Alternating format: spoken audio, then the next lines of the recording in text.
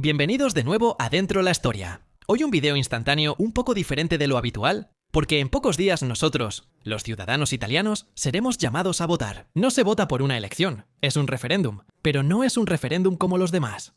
¿Cuántos tipos de referéndum existen en Italia? 3. Existe el referéndum abrogativo, es decir, la posibilidad por parte de los ciudadanos de intervenir eliminando normas de nuestro ordenamiento, simplemente diciendo que ya no las quieren. Luego está el referéndum consultivo, que no tiene vínculos, porque básicamente el referéndum consultivo es solo una manera de tomar el pulso, de ver un poco qué opina la opinión pública. Es algo que se podría hacer tranquilamente a través de una encuesta de opinión, pero en ciertos casos se considera que de todas formas se quiere proceder a un resultado referendario. Pero si el referéndum consultivo tiene básicamente un valor casi nulo, y si el referéndum abrogativo tiene obstáculos, ¿por qué se prevé un quórum? Para que sea válido, al menos el 50% más uno de la población electoral activa debe acudir a votar. Y además, no puede tratar temas como las leyes de presupuesto, el indulto, la amnistía o la ratificación de tratados internacionales. El último referéndum, el último tipo de referéndum, el que vamos a examinar, por el que vamos a votar, por el que iremos a las urnas en pocos días, es un tipo sumamente particular. Es un referéndum constitucional, un referéndum de confirmación, confirmatorio. ¿Qué significa eso? Para entenderlo, tenemos que entrar en la Constitución, exactamente en su penúltimo artículo, el 138, que describe las modalidades para modificar la propia Constitución. Cabe señalar que el último artículo, el 139, excluye de manera categórica que la forma republicana pueda ser objeto de revisión constitucional. Por lo demás, el artículo 138 establece que la reforma de la Constitución debe seguir un procedimiento rígido y preciso, con una doble lectura en ambas cámaras, Cámara de Diputados y Senado, del texto de la ley. En la primera lectura en ambas cámaras, para la aprobación se requiere mayoría simple. En la segunda lectura, después de cierto número de meses, se requiere una mayoría calificada de 2/3. ¿Esto por qué motivo? Para evitar que una simple mayoría parlamentaria, que tal vez represente a una minoría del país, pueda modificar de manera drástica la Carta Constitucional. Es un mecanismo de seguridad. Y entonces, ¿qué sucede en el caso en que un proyecto de ley constitucional pasa sin problemas en la primera lectura en ambas cámaras, pero en la segunda lectura no obtiene en una o en ambas cámaras la mayoría calificada? Aquí interviene el referéndum constitucional confirmatorio. Un referéndum para el cual no se prevé quórum. Por lo tanto, incluso en la absurda hipótesis de que solo un ciudadano fuera a votar, ese referéndum seguiría siendo válido. Claro que nunca ocurrirá, y espero que nunca ocurra, que solo un ciudadano vaya a votar. Sería la muerte de nuestra democracia. Pero eso es lo que está previsto. Se puede intervenir de esta manera. Y en este caso, votar sí significa querer aprobar el proyecto de ley ya ratificado por el Parlamento. Votar no significa oponerse y hacer que esa reforma constitucional quede completamente anulada. En la historia de nuestro país ya hemos tenido 4 referéndums constitucionales. 2 que llevaron a la aprobación de los cambios y 2 que, en cambio, los rechazaron. La primera vez que se fue a votar fue el 7 de octubre de 2001 por la reforma del título V de la Constitución, las relaciones entre el Estado y las regiones. Con una participación extremadamente baja, del 34%, en una época en la que la asistencia a las urnas para las elecciones políticas aún era decente. Estábamos alrededor del 65-70%. En esa ocasión, el 64.2% de los votantes que acudieron a las urnas aprobaron la reforma. La siguiente consulta referendaria fue el 25 y 26 de junio de 2006. La llamada devolución, es decir, el intento de transferir a las entidades locales, principalmente a las regiones, algunas competencias de carácter estatal. Era una reforma constitucional, impulsada por el tercer gobierno de Berlusconi, y fue rechazada. La participación fue superior al referéndum confirmatorio anterior, fue del 53.6%, y el no alcanzó el 61%. También esta fue una ocasión histórica, no solo porque sancionó precisamente el fin del proyecto federalista a través del instrumento de la devolución, sino porque los ciudadanos dieron una respuesta clara. Tercer episodio, 4 de diciembre de 2016.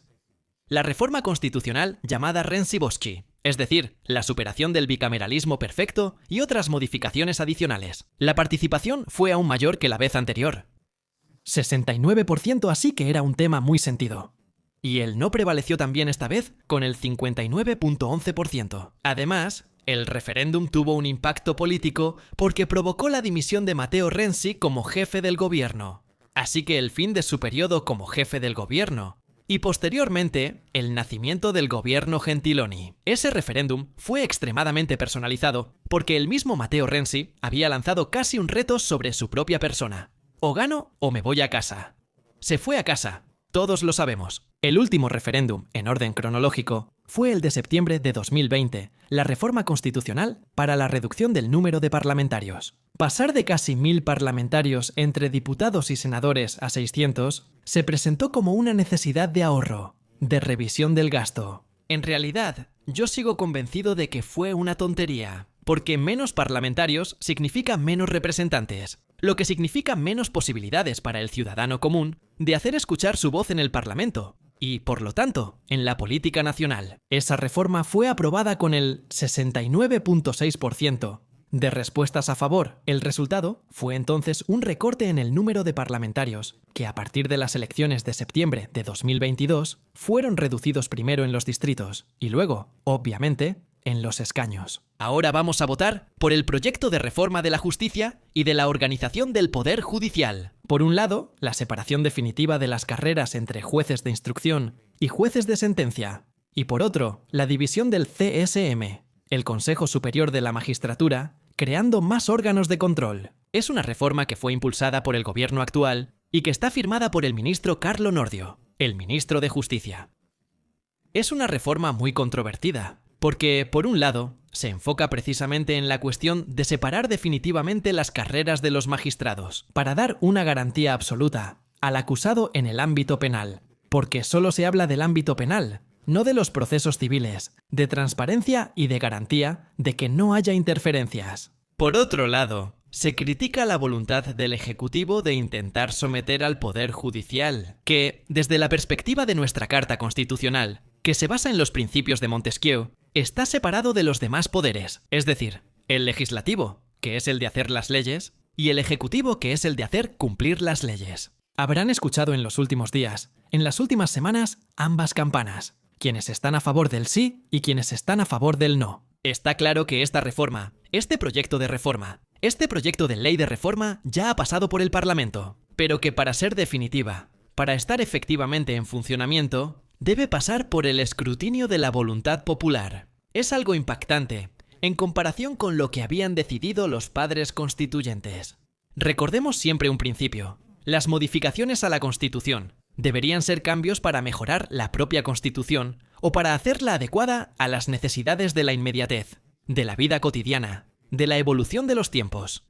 ¿Pero realmente siempre es así? ¿O a veces la voluntad de hacer reformas es solo para complacer a alguien, a una parte política o a otra cosa, o para distraer a la opinión pública, o simplemente para tratar de destruir lo que había antes? La Constitución no nació en un día. La Constitución nació después de 18 meses de intensos trabajos realizados por expertos, los padres constituyentes, provenientes de muchas escuelas diferentes, de muchos pensamientos diferentes, de muchos partidos diferentes, y que supieron, de manera concertada, trabajando todos juntos, superando las desconfianzas, superando a veces incluso lo que podía ser un obstáculo, para encontrar algo en común, que hiciera el bien a un país que en ese entonces salía de una guerra destructiva. Tenía muchas ganas de volver a empezar. Cambiar lo que escribieron los padres constituyentes debería hacerse de manera muy cuidadosa, y si se recurre al instrumento del referéndum confirmatorio constitucional, significa que en el Parlamento algo no funcionó. Porque, piénsenlo un momento, en la época de la Constituyente, como les dije, los padres constituyentes venían de muchos partidos diferentes, que no siempre se llevaban bien entre ellos. De hecho, a veces discutían, pero si lograron producir este texto de 139 artículos perfectamente equilibrado, capaz de hacer posible el nacimiento de un nuevo Estado, de una nueva forma de Estado, capaz de ofrecer amplias garantías y protecciones para todos, Entonces eso significa que las tensiones, las desconfianzas y los celos fueron dejados de lado, y eso es digno de mérito. Pero si en el Parlamento, en nuestro Parlamento, los partidos no logran encontrar un punto de acuerdo común, y las reformas constitucionales se hacen a golpes de mayoría partidista, como bloque de gobierno, sin buscar el diálogo con las demás fuerzas políticas, diciendo está bien, pero en todo caso habrá referéndum, y luego veremos. Significa que no hay una verdadera voluntad de cambiar para mejor, solo hay la voluntad de imponer algo que le gusta al Gui y en algunos, pero no a todos. Y no está dicho que eso le haga bien a la república en sí, y a los ciudadanos que componen esta república. A mí siempre me gusta recordar una frase del difunto abogado Giorgio Ambrosoli, que por cierto era de fe monárquica, así que no es que amara de manera tan visceral a la república, pero era una persona recta, justa, inteligente, sensible.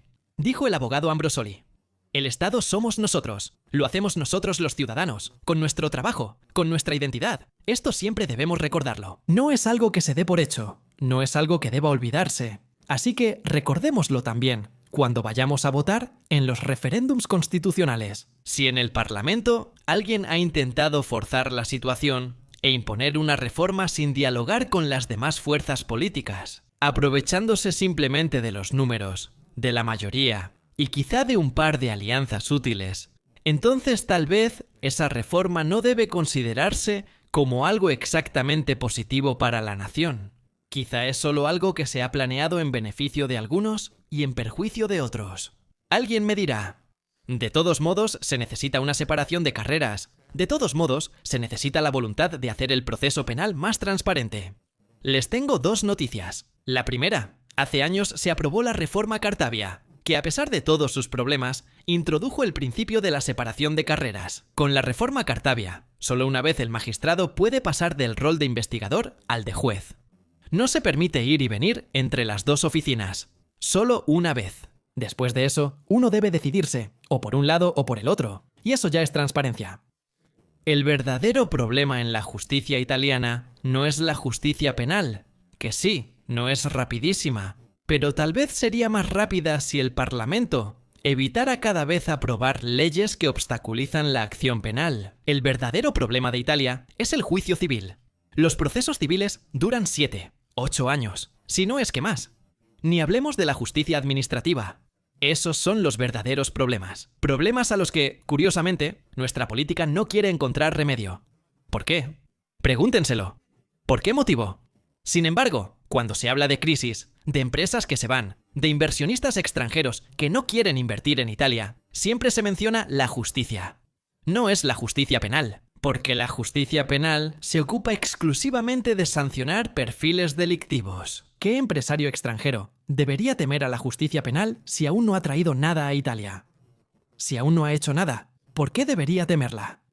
El verdadero problema es la justicia civil, porque los juicios tan engorrosos, lentos, difíciles de desenredar, como una madeja, hacen desistir muchas veces incluso al empresario más paciente.